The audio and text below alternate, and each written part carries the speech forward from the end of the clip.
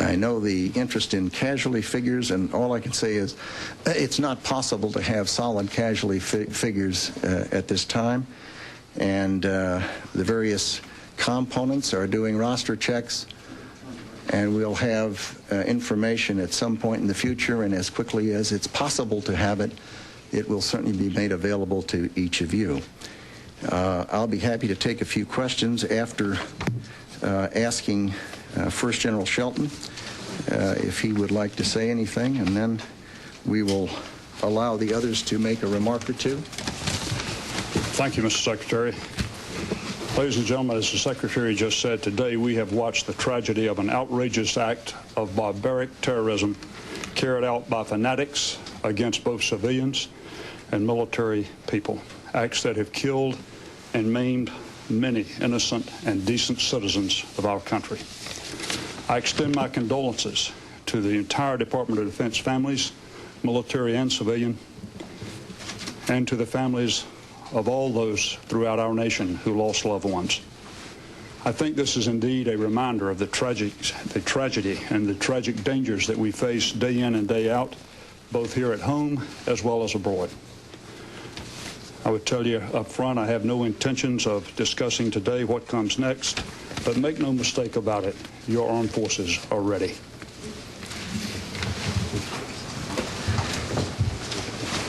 Chairman of the Senate Armed Services Committee, Carl Levin.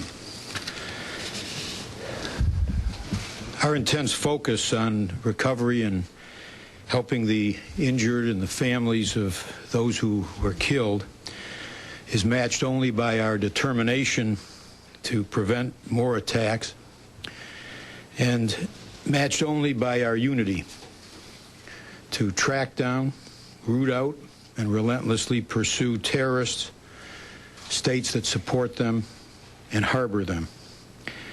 They are the common enemy of the civilized world. Our institutions are strong, and our unity is palpable. Senator John Warner. Thank you. As a past chairman preceding Carl Levin, I can assure you that the Congress stands behind our president, and the president speaks with one voice for this entire nation. This is indeed the most tragic hour in America's history, and yet I think it can be its finest hour, as our president and those with him, most notably our Secretary of Defense, our chairman, and the men and women of the armed forces all over this world stand ready not only to defend this nation and our allies against further attack, but to take such actions as are directed in the future in retaliation for this terrorist act, a series of terrorist acts unprecedented in world history. We call upon the entire world to step up and help, because terrorism is a common enemy to all, and we're in this together. The United States has borne the brunt, but who can be next? Step forward and let us hold accountable and punish those that have perpetrated this attack. Again, I commend the Secretary, the Chairman, and how proud we are. We spoke with our President here moments ago. He's got a firm grip on this situation, and the Secretary and the General have a firm grip on our armed forces and in communication of the world over.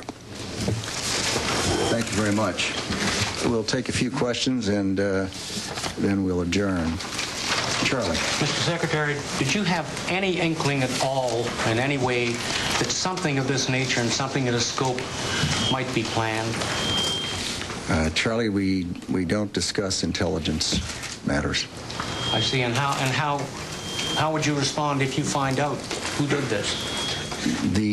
Obviously, the President of the United States has spoken on that subject, and those are issues that he will address in good time. Mr. Secretary, we are getting reports from CNN and others that there are bombs exploding in Kabul, Afghanistan. Are we at the moment striking back? And if so, is the target Osama bin Laden and his organization? I've seen those reports. They, in no way is the United States government connected to those explosions. What about Osama bin Laden? Do you suspect him as the prime suspect in this? It's not the time for discussions like that. Mr. Secretary, you said you could not be specific about casualties. Can you give us some characterization of whether it's dozens or hundreds in the building? Well, we know there were large number, many dozens in the aircraft that flew at full power, steering directly into between, I think, the first and second floor of the opposite the helipad. You've seen it. There cannot be any survivors. It just would be beyond comprehension. There are a number of people that they've not identified by name, but identified as being dead, and there are a number of casualties. But the FBI has secured the site, and the information takes time to come. People have been lifted out and taken away in ambulances, and the numbers will be calculated, and it will not be a few. Mr. Secretary, could you tell us what you saw? Mr. Secretary, do you consider what happened today, both in New York and here, an act of war? There is no question but that the attack against the United States of America today was a vicious, well-coordinated, a massive attack against the United States of America. What words the lawyers will use to characterize it is for them. Does that mean that the U.S. is at war then?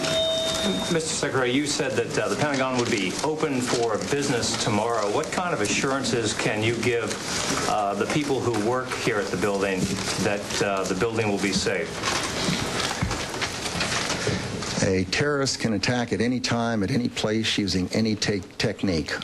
It is physically impossible to defend at every time, in every place, against every technique. It is not possible to give guarantees. The people who work in this building do so voluntarily. They're brave people, and they do their jobs well. Mr. Secretary, can you give a sense of what happened? What did you see when you left your office, ran down to the site, and apparently helped people on stretchers and then returned to the command center? I felt the shock of the airplane hitting the building. Went through the building and then out into the area, and they were bringing bodies out that had been injured, most of which were alive and moving, but seriously injured. And a lot of volunteers were doing a terrific job helping to bring them out of the buildings and get them into stretchers and into ambulances and into airlifts. Mr. Secretary, can you tell us how many of the dead were soldiers and how many were civilians? Have you been able to determine that? Absolutely not. Yes. Mr. Secretary, today we saw military planes both in New York and in Washington. How much more of a military presence will we see now that this incident has occurred for the next week?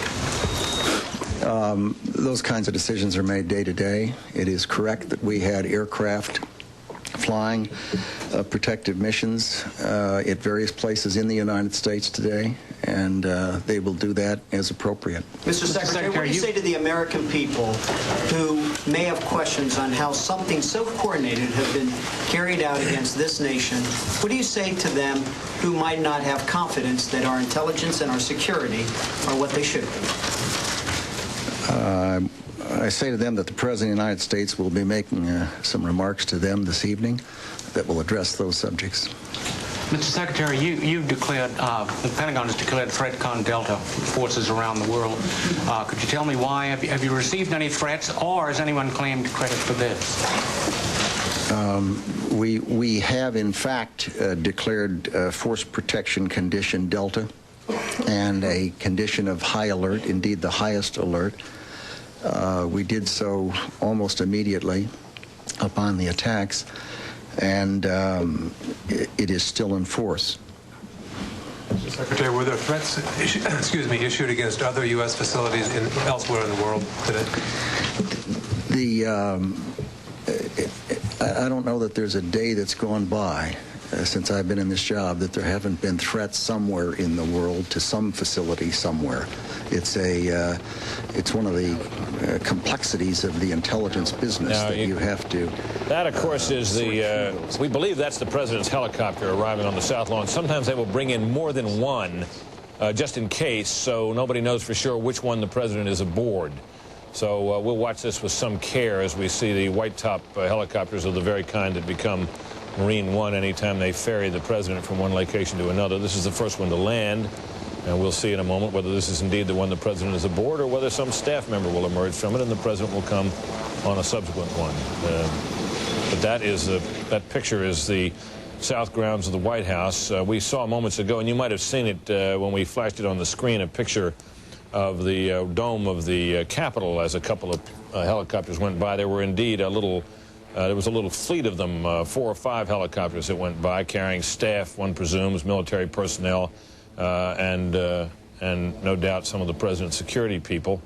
The more the better at a time like that in the eyes of security people, because no one can tell for sure which one is actually carrying the president. But this is the first one to touch down there on the south lawn of the White House, so we will watch and see if the president emerges. It will be the first time since this morning that we have seen a live picture of the president of the United States, who has spent much of the rest of the day in the air aboard Air Force One, going from one U.S. military base to another, ultimately declining to go along with the recommendations of some of his security people that he go to the North American Air Defense Command inside of a mountain in Colorado and hover there until people gave the all clear.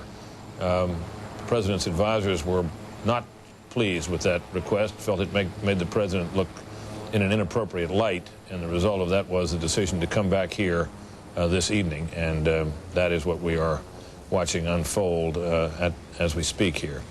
It's not exactly clear that the president is going to speak at 9 p.m., but that was the estimate that was given us, so we will wait and see if the White House in fact confirms that. Joining us here in our studios in Washington is Republican Senator John Kyle of Arizona.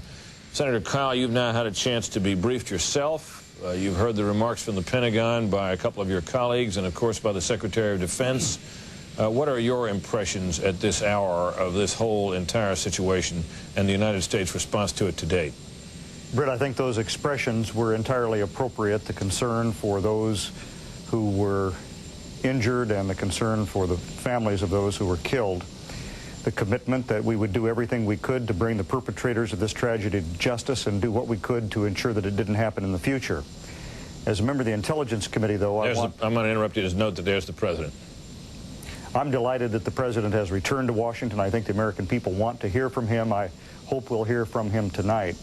And I also hope that as a result of this tragedy, that the commitment that we all express verbally we can translate into action, because there are many things we could do to improve our intelligence and our national security, and I'm afraid that unfortunately it may take an incident like this to actually force us to do some of those things that we could have done earlier. There you see as the president goes by, see all those chairs and tables stacked up. There was to be on the south grounds of the White House tonight, Senator, as you know, a congressional picnic. And, of course, plans for that had to be scrubbed because of the obvious circumstances. There the president is walking up that fieldstone path there up to the west wing of the White House, from which he is expected to address the country in just a short period of time. There you see him joined by Karen Hughes, who did the talking for him a couple hours ago at FBI headquarters. Let me go back now to you, Senator Kyle. Do you think the president should have stayed away as long as he did, and do you think he should have sent out someone else besides, for example, Karen Hughes to speak to us, perhaps the Vice President or some more, or the Secretary of Defense? What's your impression on that? Well, I think the President did speak at least once or twice today, not live, but he certainly assured the American people of the situation as it existed at that time.